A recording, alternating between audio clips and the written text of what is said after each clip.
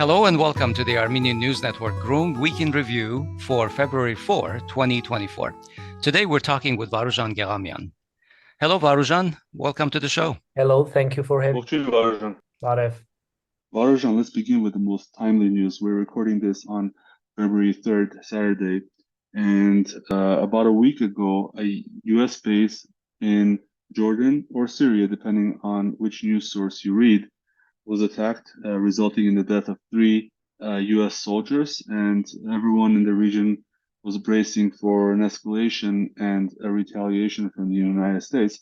Well, that retaliation came just today or last night in terms of bombings of bases in Syria and Iraq, associated with pro-Iranian forces. From one perspective, some observers say that this was a measured response. From another perspective, people still believe that there is potential for escalation, especially since the U.S. said that this is not the end of it and they will continue to attack at the time of their choosing. And in general, the war in Gaza is still ongoing. So we wanted to ask you, how do you assess the potential for an escalation and regional war between Iran and the U.S. and Israel on the other side? And as a Turkologist, what do you see as Turkey's role in all of this? A very complex question. There is a lot of propaganda. We know that, as once Donald Rumsfeld said, we know that there are unknown unknowns. So there are things that we know we don't know. So right now, the situation in Middle East reminds me about these words, because we know that there is something happening and we don't know what's happening correctly, because many things are not clearly explained and communicated in any country which is part of this game. At the same time, we don't have leakages, diplomatic leakages or media leakages that can provide us some understanding of the geopolitical calculations which are made in different capitals. So what we know for sure, we know that there is a huge trouble about the network of Iranian influence actors in Middle East, in US, and in, let's say, West in general. Because what we see in the last months, we see that in almost every part of Middle East, there is a problem, and behind this problem, Americans or Western powers, Western allies, they find some Iranian proxies, which are part of this big network. So this is a problem, because in the beginning of 2020, when Americans killed Iranian General Qasem Soleimani, presented that operation as a major victory over Iran, there was prediction that most probably Iran is going to lose its network of proxies in Syria, in Iraq, in Yemen, and in many other places where General Qasem Soleimani and other Iranian military personnel created these proxies. But what we have seen is the contrary. Iran not only kept this network, but also developed it. And right now in Yemen, in Palestine, in Syria, in Iraq, everywhere we see those who are part of this network. In Palestine, we see members of Hamas, which is definitely a pro-Iranian power. In Yemen, we see Houthis, which are backed by Iran. In Syria and in Iraq, those who are definitely fighting against US, these are those who are again part of this Iranian network or pro-Iranian network, or they are somehow proxies of Iran. So we definitely know that this is a problem, and definitely there is a decision, at least on some level in some countries of Western camp, that these networks should be taken out and should be restricted. And that's why these attacks in Syria and Iran and Iraq are probably part of this decision or developments of this decision.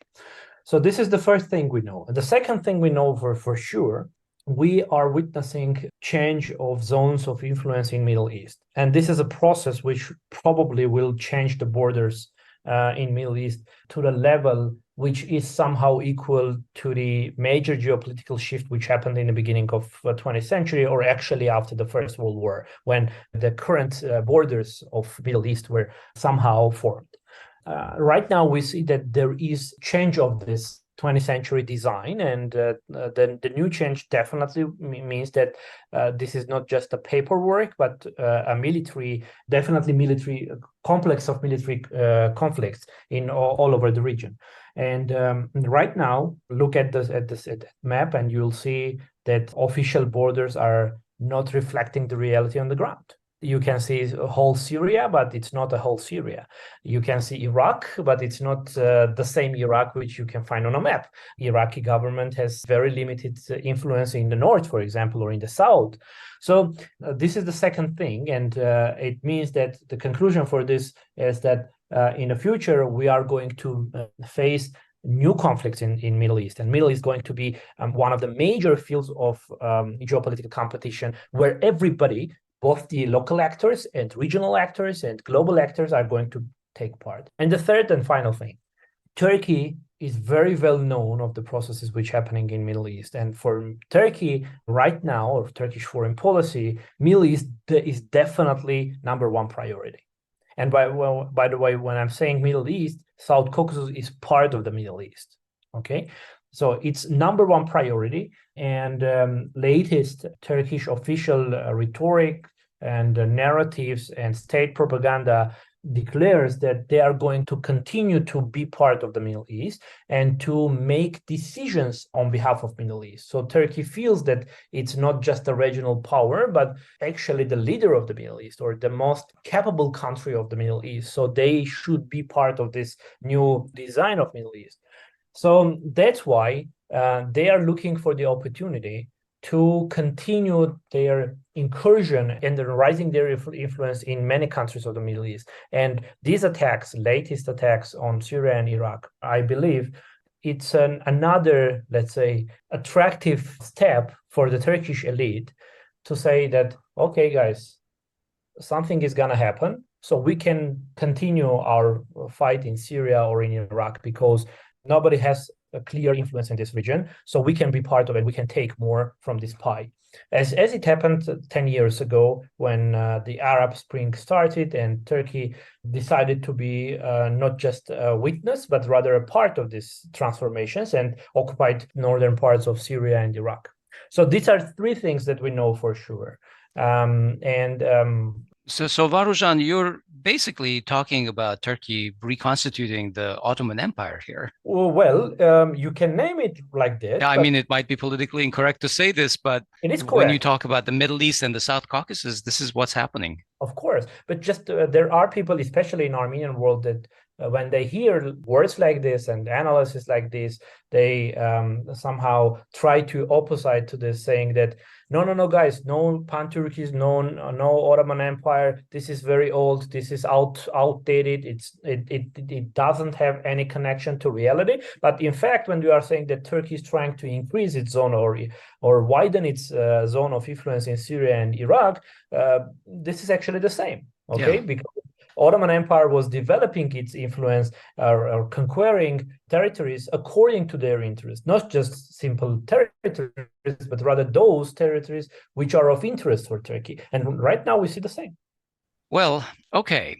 Since the 44-day war, Iran has woken up to the new geopolitical realities, understanding that it can no longer leave the northern vector to a silent alliance with Russia. Iran has increased its diplomatic activity and military readiness, and on the economic front, as of January 1, Iran is a member of BRICS and has a sweeping free trade agreement with the Eurasian Economic Union, and its one border with the EAEU is with Armenia. On January 24, Iranian President Ebrahim Raisi visited Ankara and held direct talks with the Turkish President Erdogan. Press releases of Iran and Turkey emphasized that there were 10 agreements which the two presidents signed. A key interest of the two countries is to increase bilateral trade to $30 billion, a five-fold increase from where it is today.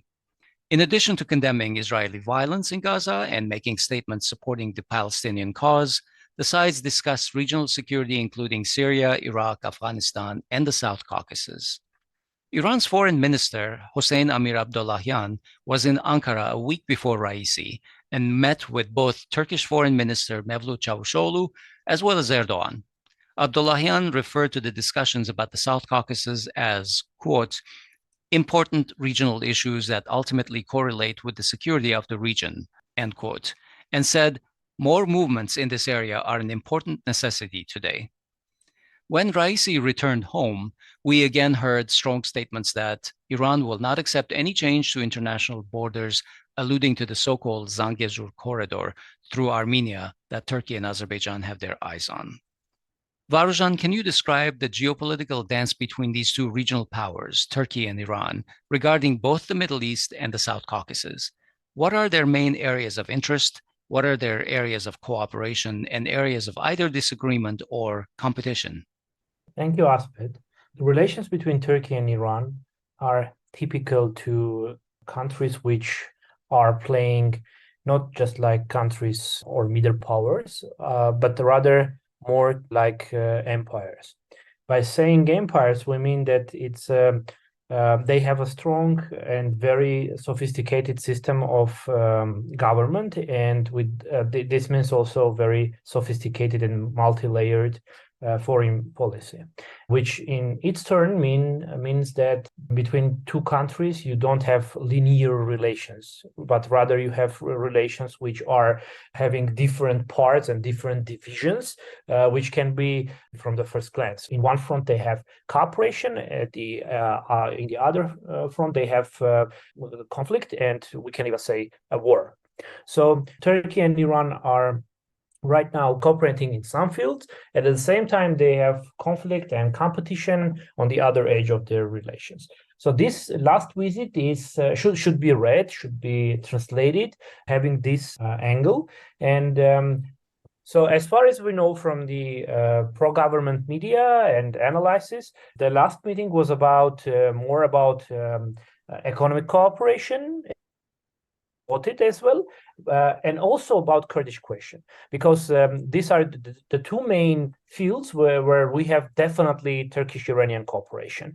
Cooperation in the fields of economy means that they have mutual, some issues of mutual interest, which can be transfer of energy resources, it can be cooperation, trade issues on their mutual border, and many other things like bypassing Western sanctions as well as, for example, finding some new markets for their own production. And what about Kurdish question? This is also not a let's say unique or not a new thing.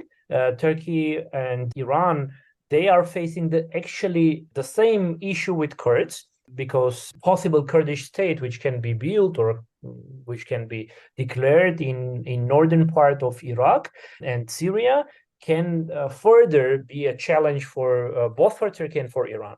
That's why these two countries, they have some level of cooperation, trying to not let Kurds be, let's say, as strong as they are or as they can be. So that's why we don't see any problems between these two countries from this point.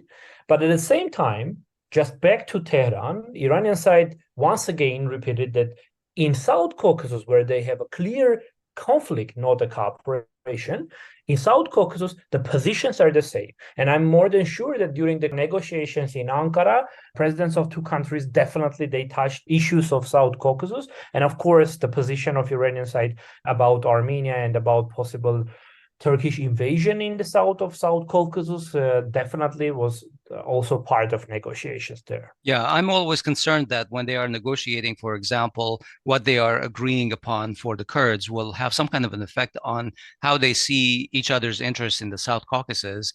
And because our stock, Armenia's stock, is so low with a lot of these regional countries, that some of our interests may be traded away. Definitely, there is a possibility. We always say that Iranian side is absolutely a friend of Armenia, and this is true because not only, let's say, cultural issues are and civilizational closeness of two nations is important, but also because interests of two countries right now, they are the same in South Caucasus in many senses, but it doesn't mean that there is no possibility. It doesn't mean that there is no possibility that Turkey and Iran will come to any agreement, which will mean some, let's say, division of spheres of influence in South Caucasus, and it could be even in a small part of South Caucasus in Sunni, and we have an example of this kind of cooperation in Syria, where Turkey and Iran are geopolitical adversaries, but at the same time they have cooperation in several fields, and they can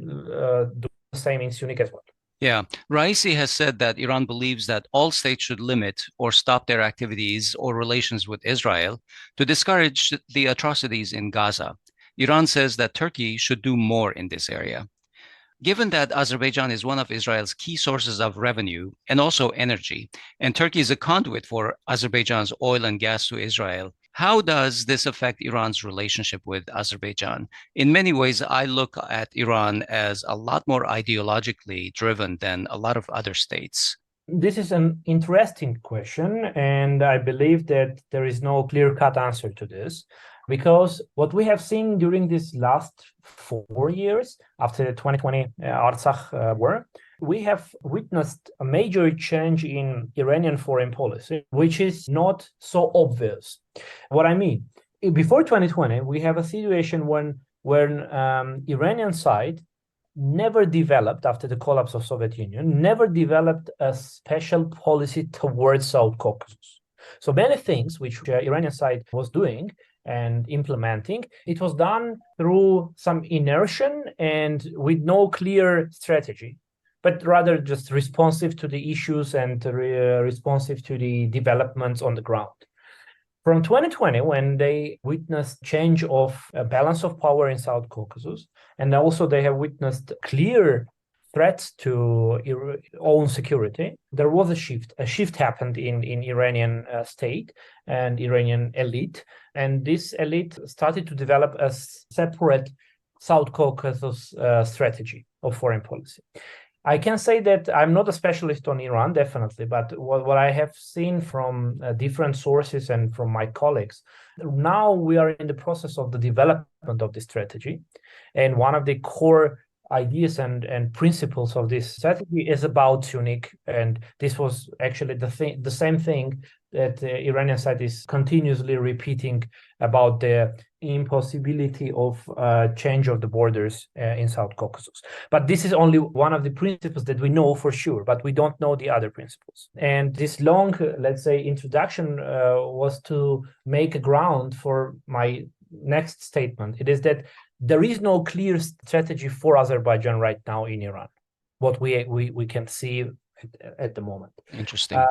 Yes, definitely we see that Azerbaijan is considered on the Iranian side as one of the major zones of Iranian influence to be. But at the same time, they see that Azerbaijan is not the same, let's say, part of the land which was in the beginning of 20th century or even after the collapse of the Soviet Union. And this means that they need to change a lot, and particularly their policy towards Azerbaijan, to gain other results. Because before this, they were doing grassroots propaganda or soft power in Azerbaijan, trying to catch up some attention from rural Azerbaijanis, especially with some religious background. And that was it, because they knew that there is one main player in South Caucasus, which is Russia. Now, situation is changed, and moreover, this situation can have a very dangerous results for Iran inside Iran, because Turkish influence in South Caucasus at the same time means increase of Turkish influence in the north of Iran. Right. So, I mean, this very complex picture means that Iranian side right now is very cautious, not that courageous, and not that, let's say, strict in their steps towards Azerbaijan. And that's why we see that they are playing very even not clear when they are dealing with Israeli issues, a Palestinian issue, or and not trying to combine with that the Azerbaijani issue, let's say. A month before his visit to Ankara last month in December 2023, Raisi was in Moscow for extensive discussions with Putin, who had just returned from a visit to Saudi Arabia and the UAE. Most of the publicized topics were around Gaza, Ukraine, and the increasing economic and defense ties which are building up towards a strategic partnership between the two countries. Varouzhan, what is binding Iran and Russia so tightly since the war in Ukraine exploded? What are the areas of friction between the two countries at present? And how are Iran and Russia aligned in the South Caucasus? Well, there is an alignment and there is clear increase in the cooperation between two countries. And this is going to have continuation and be on a level of strategic partnership. And this is going to work not only in South Caucasus, but also in Central Asia and in other regions as well. So this is one thing which can be very, very useful and very important for us in case we manage to be part of this axis, Russia, Iran, and then Armenia. Then it is going not only to provide us some additional security and some additional resources for security, but also it is definitely going to increase Armenia's geopolitical value. Okay. Additionally, Varouzhan, Russian President Putin is going to visit Erdogan in Ankara on February 12. So we can see that all of the major powers in the so-called 3+3 have been very active, swirling around the South Caucasus. It seems to me like the three majors, that's Iran, Turkey, Russia, are very interested in the 3+3, while the three minors, and that is Azerbaijan, Armenia, and Georgia, are at best lukewarm towards it. Does the 3+3 platform have a future, or is it a dead thing? And what is its goal anyway? Well, I will not agree with you that Turkey is interested. No, Turkey is not interested with this, though Turkey was the initiator of this platform. But recently, if you look at the Turkish rhetoric, you'll see that Turkey is not that much actively involved in this process and just trying to keep the status quo. Why? Because initially Turkey was trying to envisioning that 3+3 is going to be its own platform in South Caucasus, and it is going to be a Turkish EU, European Union in South Caucasus or something like that. But when Russia and Iran started their cooperation and started to cooperate in frames of 3+3, the Turkish vision was impossible at that moment, because in South Caucasus, Russia and Iran, they have actually, let's say, mutual interests, which are against Turkish interests. So in the format of 3+3, it means that they are guaranteeing the non-involvement of any other third part like US or EU. And at the same time, they are 2 against 1. So, I mean, in that sense, 3+3 is a very effective way for them to fight against Turkish influence in South Caucasus. And that's why Turkey is right now not lobbying its own idea. So instead of that, Iran is very active in promoting this format. Interesting, because I know that Azerbaijan is not very interested in it. And I'm thinking maybe at this point, per your description, it might be a platform that's possibly advantageous for Armenia because it's the North-South alliances for it. Yeah, right now it is. Before, when it was a Turkish initiative, it was not. And I was one of those who were openly speaking about, against this initiative. But now, as it is transformed into being more Iran and Russia-led possible format, of course, it's for us. So do you have a sense of what Putin is trying to achieve in Ankara later in February? I think that the major question is going to be about sanctions and about possibility to continue cooperation in providing through Turkey imports and goods which are of dual use, like semiconductors, machinery, and other things. Because in the last 3 months, Turkey decreased the possibilities for Russian side to buy through Turkey this kind of products, and most probably the main question is going to be about that. And what will Turkey want in exchange for allowing Russia more access to those products? Yeah, but besides, there is a huge pressure on Turkey from Western allies on this issue.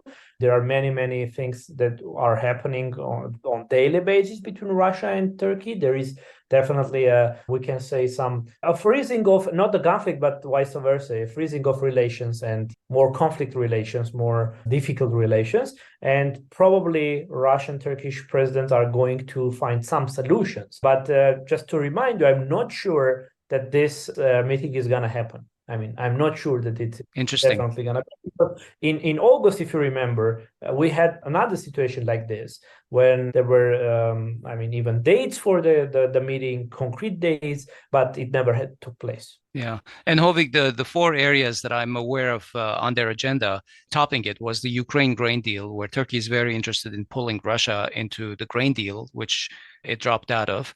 And then Russia building 2 nuclear power plants in Turkey, NATO and Ukraine Navy access to the Black Sea, and Turkey has an energy and airspace communication link to Russia. These were all supposed to be on the agenda if the meeting happens. So while there's talk of huge geopolitical shifts in the Middle East, the public narrative in Armenia, which is set by the government, is focused on internal issues. 2024 is only a month old, and it feels like a year in Armenia, given the amount of intrigue and continued confirmations that Armenia appears to be controlled remotely from Baku. And I don't say that lightly. The year began with Pashinyan getting a makeover in his looks, wearing a silly Lenin cap and going around the country checking the quality of bathrooms in public schools and dismissing governors he found responsible for shortcomings.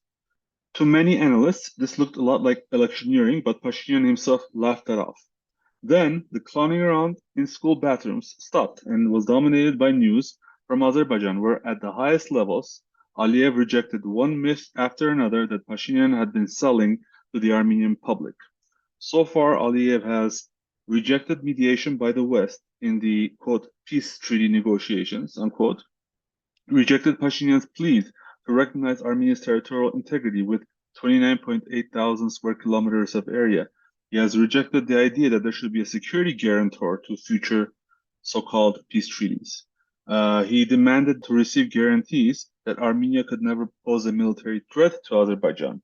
He demanded 8 villages. He continued demands about the so-called Zangezur corridor. He promoted talk about the return of Azerbaijanis to Western Azerbaijan, which is their word for Armenia. And most recently, yesterday, Aliyev said that Armenia must change its constitution as a condition for peace. In certain ways, the constitution has always been in Pashinyan's sights. But until the 2020 war, most analysts thought it was only to strengthen his own rule. However, since the 44-day war, there have been constant simmering rumors that Azerbaijan and Turkey are pressuring Armenia to remove references to the genocide, Western Armenia, and Artsakh from its constitution. Those who publicly talked about this were called conspiracy theorists until this month, when Pashinyan and many of his mouthpieces came clean about their plans to scrap the current constitution and write an entirely new one, naming it the Fourth Republic. Why? Because Aliyev said so. So, what is Pashinyan's goal with the Armenian constitution and the recent apparent electioneering? Do you think he'll aim for a constitutional referendum, maybe even elections at the same time? I think that the most important part of this constitution games is about Baku's conditions or Baku's demands. It's not important how Pashinyan or his government, they are going to implement these demands. It's rather important that they are going to do that. If they fail to do that through a constitutional referendum, they can do that using other instruments, even illegal instruments. Just to remind you, the cases of 2019, when they illegally, in fact, took the constitutional court, the cases of after war, how they managed to conquer many state institutions and fully degrade the checks and balances system of the Armenian state. And so, there are many examples. So here in this case, they can just say that, okay, we found a small law or an amendment in law, and we can use that. So we are going to change the codes of arms. We are going to take now the Declaration of Independence, etc., etc. So it's really not important how they're going to do that. Right now, they're thinking about referendum. I don't see clear decision to do that because they know that it is going to be a problem. I mean, they think that there is a possibility to lose that referendum. They don't think that it's impossible to win, but still they have some trouble. So that's why they are right now in the process of calculation. They are trying to understand the people's reaction and whether the system, their own system, is ready to take the required results and actually to put a check mark on this policy as well. So that's why right now we see a little bit slow steps in this direction. If you remember, before this, there was another rumor or another prediction that we are going to have snap elections this year, which was actually again about, I mean, why there is a need for snap elections. I mean, there is only one explanation for that.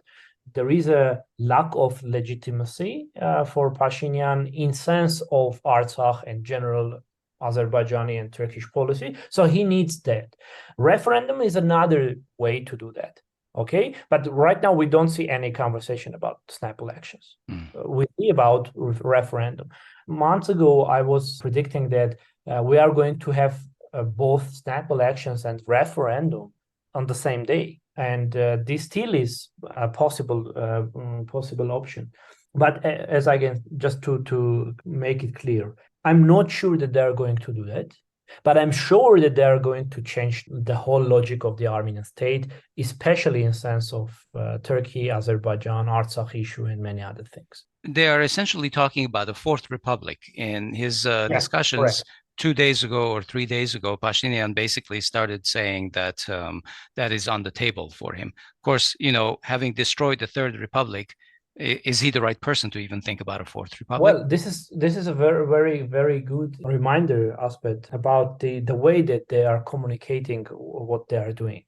We shouldn't forget that Pashinyan's government, with all its, let's say, problems, it's a very populistic government. They don't have support of majority of the Armenian population, but still they are using populism not to let the majority, which is against them, to be for another one or any other power. So that's why communication, this type of communication, is very important for them. And that's why they are not saying that, we are going to change the constitution because Turkey is demanding that. No, they are saying we're going to create the Fourth Republic, which is somehow, it sounds good. No, I mean, this is a restart. This could be a reinvention. And those who are familiar with the Armenian local political culture, they know that the conversations about Fourth Republic started back in 2000s. And I remember that clearly, that there were many parties and many marginal, even political actors who were declaring that they are coming to make the Fourth Republic. And one of the first powers to articulate this idea or concept of Fourth Republic, by the way, was the Bever or Jier Sefilan and his team. And they were saying that Fourth Republic should be the republic which takes border from Arax and Gur in right now in Azerbaijan up to Western Armenia. So, I mean, this was the idea behind the Fourth Republic when it appeared publicly. And then it developed, it had many other commentaries, many other interpretations. Right now, they took another thing, which was, I mean, in a way popular or could be popular among population, and tried to bring this as a, let's say, a package of what they are going to do. Because again, for especially current desperate Armenian society, and which is having a huge trauma and huge depression, the concept of Fourth Republic, just the name of that, the brand of Fourth Republic, it has something new in it. And that's why people will not understand what he is really going to do but rather they will see, okay, maybe this is a new beginning. Okay, we lost many things, but maybe this is the new beginning. Okay, so that's why they are going to use this concept. But the idea behind it is not, of course, not about Fourth Republic in the sense that we can understand those who, I mean, have some background in history or in political science, because for many, for those who have that knowledge, Fourth Republic is definitely an not just we changed the name and we say that we are living in a Fourth Republic, but rather it's a change of concept of the republic. So change of the government system, change of philosophy of the country, change of the ideas which are behind, let's say right now, of the current ruling system, and many other things, or change of culture. Instead of that, we have the elimination of what we have, in fact, not development, but rather an elimination. Fourth Republic means that it should be continuation of the first three. But instead of that, we have just erase and go ahead. So that's why I think that this conversation and this debate, it has nothing to do with philosophical concepts of republics, but rather it's just a good propaganda packaging for the idea to implement Turkish demands. And as I said, even if not by referendum, they're going to do that by other means. Yeah, it seems like this is a marketing game where they're trying to rebrand capitulation into a Fourth Republic. Correct. It's almost like as if when they came up with margarine, they branded it as "I can't believe it's not butter." So maybe we should say "I can't believe it's not the Third Republic," and that's what will be the next name of Armenia. Varouzhan, in his interview to Armenian public radio, Pashinyan referred to Armenia's security architecture and said that Armenia needs a new national security strategy. Specifically, he said, and I'm quoting, previously, 95 to 97% of our defense sector relations were with Russia. Now it cannot be so. Now we have to understand what kind of relations we have, for example, with India in this concept. This was also addressed by Suren Papikyan in his interview on Armenian Public TV several days ago, where he alluded to the fact that India and France are becoming more and more important, if not the main partners of Armenia, at least in military supplies. Now, there are some comically unrealistic assertions from some fringe political groups, such as the Falknotary or the Bever, as they're called, pure Western tools, who assure us that we must replace Russia with the West. Well, we know the West will never commit troops here. But at the same time, Armenia's relationship with Russia is de facto probably the worst it has ever been.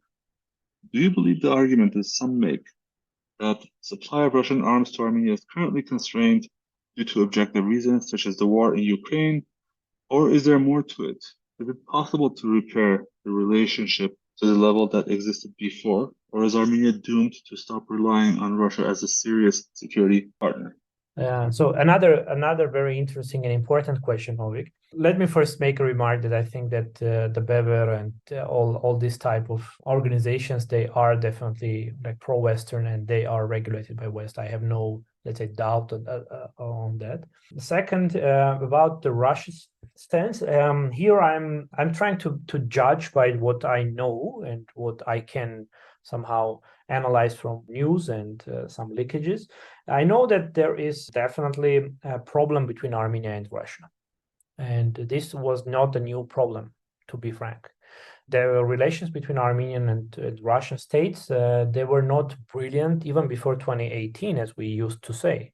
Of course, they were strategically important for both countries, but the level of relations was not based on the real level of relations. Let's say the rhetoric about the level of relations was not about the same as the relations on the ground.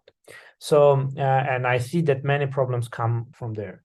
The Russian understanding of the region is very specific to any state which has ambitions to be a global power. It sees the region as not just a separate like Armenia, Azerbaijan, and Georgia, but rather as a whole region. And for Russia, Azerbaijan is also definitely very important player here in the region. And that's why usually when we are thinking about Armenian-Russian relations, we see it as just as the only possibility for Russian presence in the region. But we should be aware that Russia at the same time is working with Azerbaijan.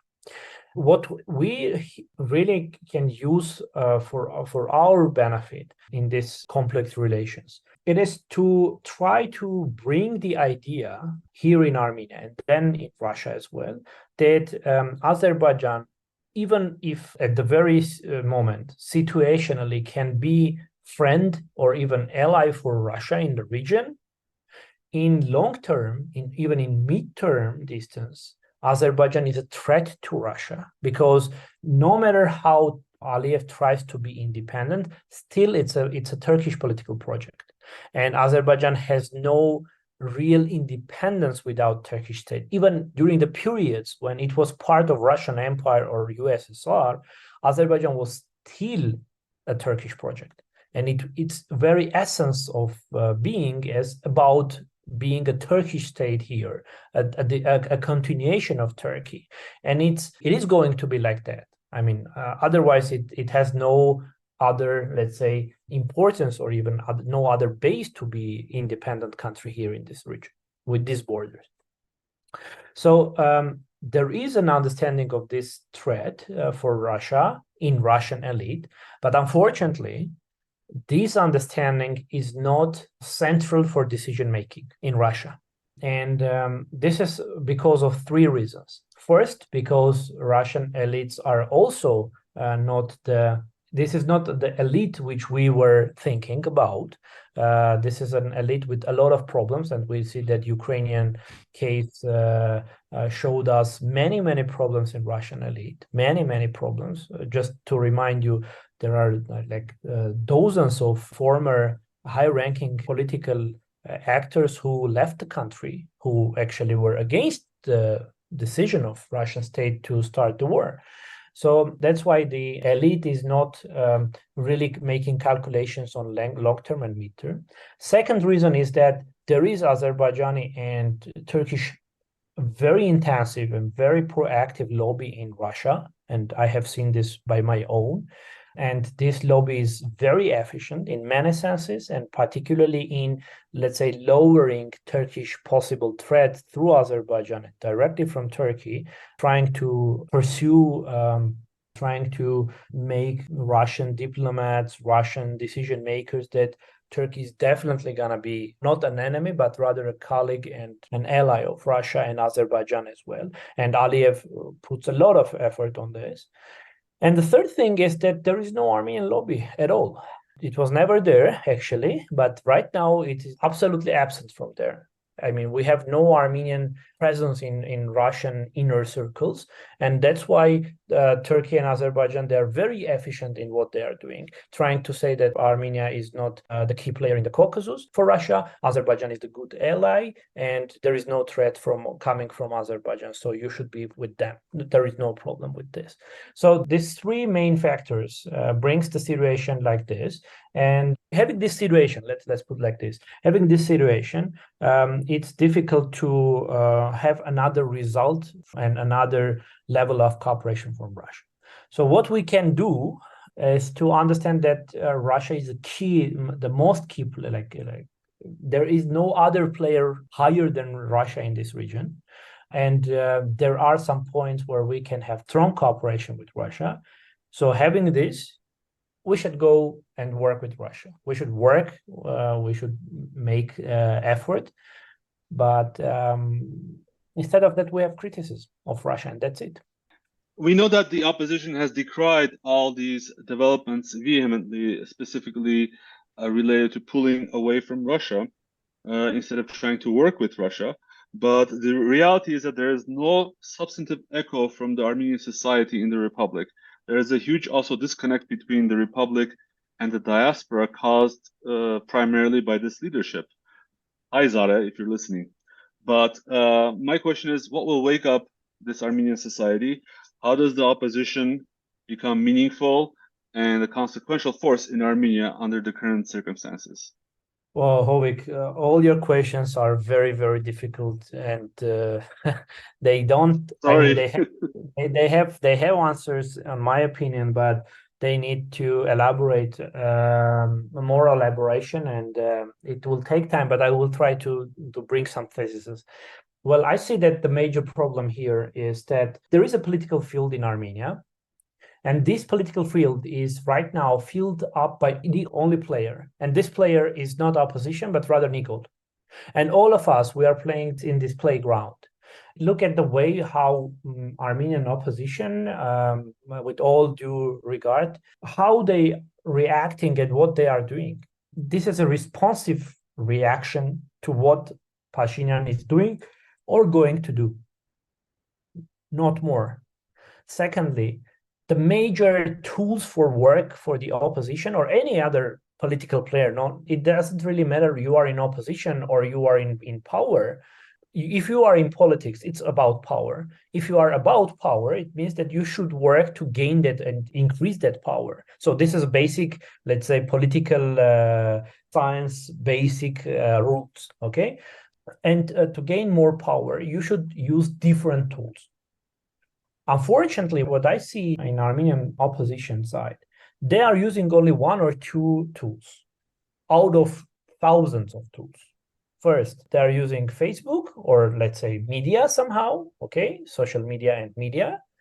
And less than this, they are using some direct work with some part of population. On the other side, on Nikol's side, on the government side, we have work, huge work and active work with population, increase of the resources of the government and the political party of the government, work with diaspora organizations, work with any other institution which can make trouble for the government. It can be persuasion, it can be prosecution or any other type of work, but still it's a work.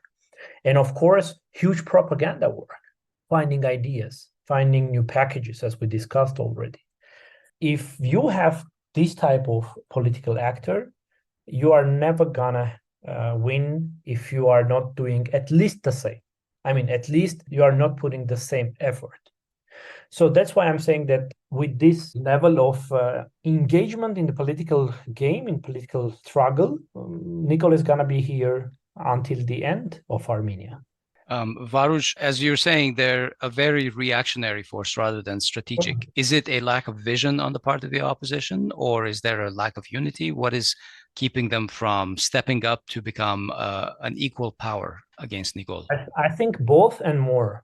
There is a lack of knowledge, definitely, knowledge of how politics should be done. There is a lack of definitely unity. There is lack of, I would say, courage. I mean, a very simple thing, to take responsibility for what will happen. Because in many cases, I say that there is no, let's say, strict step because there is no guarantee that opposition will have success. But I mean, if you are not risky in politics, it means that you are going to lose, definitely. Yeah. Like you said, these are very long and deep conversations. Sure. But let's wrap up our topics here. I'd like to ask if there are thoughts from this past week on your mind that you would like to share. Varouzhan, do you have anything you would like to share with the listeners? Well, I know that this year is going to be a very, very difficult year, even more difficult than the last year was. And I'm not sure that we are not going to witness another attack in the upcoming months from Azerbaijan on Sunik. All right, we're going to leave it there for today. Thank you, Varouzhan, for joining us. We appreciate your time. Thank you. Thank you, Varouzhan. Thank you.